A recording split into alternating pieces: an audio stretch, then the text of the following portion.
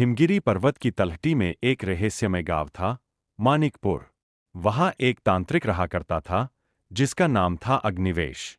कहते थे, उसने वर्षों तक घोर तप किया था और उसे तीसरी आंख की सिद्धि प्राप्त थी। पर उसकी तीसरी आंख सदैव बंद रहती थी, जब तक कि कोई अत्यंत बड़ा अधर्म न हो।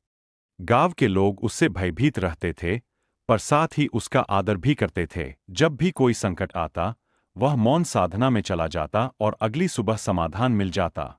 एक दिन गांव में एक अजनबी आया, साधारण वस्त्रों में, पर उसकी आंखें विचित्र थीं। उसने गांव के मंदिर में प्रवेश किया और शिवलिंग पर काले फूल चढ़ा दिए। पुजारियों ने विरोध किया, पर वह बोला, मैं शिव का दूसरा रूप हूं, मुझे रोकने का साहस मत करना। यह सुन अग्निवेश स्वयं मंदिर पहुंचा। उसकी आंखों में पहली बार भय झलका।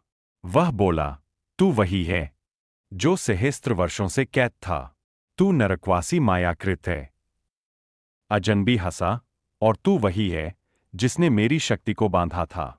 अग्निवेश ने शांति से कहा, यदि तू चाहता है कि मैं तीसरी आंख खोलूं, तो मैं खोलूंगा।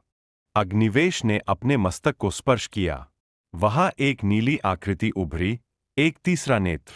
जैसे ही वह नेत्र खुला, एक तेज प्रकाश फैला और हवा में से अजनबी की असली रूप प्रकट हुआ। एक विकराल असुर, जो हजारों आत्माओं को अपने शरीर में बांधे था। उसकी चीखें आसमान चीर गईं। तीसरी आंख की अग्नि ने उसे जला डाला। कुछ ही क्षणों में वह धूल बन गया। गांव के लोग भय से कांपते हुए खड़े थे। अग्निवेश धीरे से बोला, तीसरी आंख केवल देखने के लिए नहीं होती, वह न्याय की ज्वाला है। यह कहकर वह गिर पड़ा।